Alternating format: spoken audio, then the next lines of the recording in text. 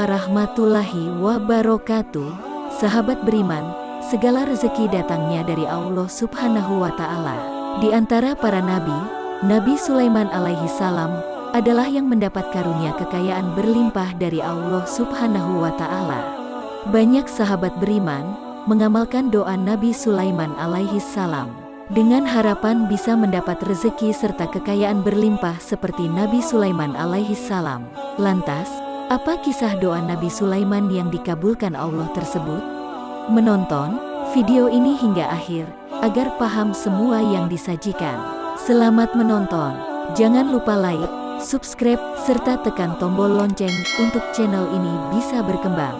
Dan mari kita dukung channel Islam lainnya. Ada kisah yang patut disimak dalam surah Shad ayat 32-34, diceritakan bahwa Nabi Sulaiman alaihi salam terlalu larut dalam kegemarannya berkuda hingga matahari terbenam, dan Nabi Sulaiman alaihi salam melalaikan ibadah kepada Allah Subhanahu wa Ta'ala.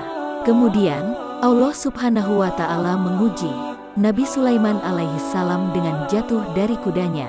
Akibat dari jatuh tersebut, Nabi Sulaiman alaihi salam sampai tidak bisa menggerakkan tubuhnya, hingga tubuhnya lemah dan sakit, dan hanya bisa berbaring di tempat tidurnya.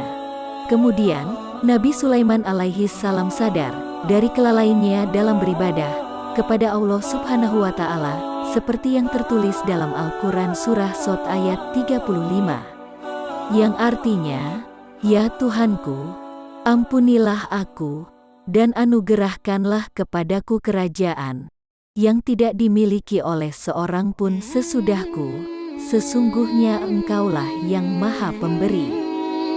Dan Allah Subhanahu wa Ta'ala menerima taubat dari Nabi Sulaiman alaihi salam. Kemudian Allah Subhanahu wa Ta'ala juga mengabulkan doa Nabi Sulaiman dengan kekayaan yang berlimpah. Sejak saat itu, Nabi Sulaiman alaihi salam dianugerahi kerajaan dan kekayaan yang berlimpah, tak lupa untuk bersyukur dan istiqomah kepada Allah Subhanahu wa Ta'ala.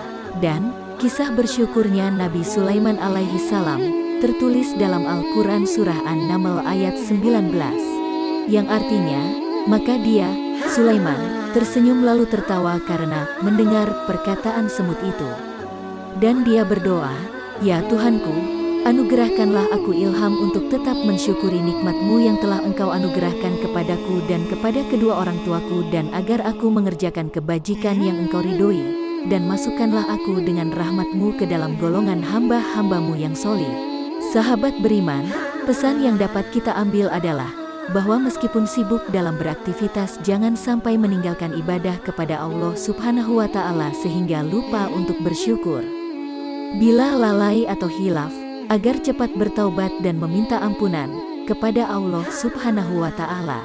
Semoga kita semua menjadi hamba yang pandai bersyukur dan tidak melalaikan ibadah kepada Allah Subhanahu wa Ta'ala. Wallahu a'lam bishawab. Wassalamualaikum warahmatullahi wabarakatuh.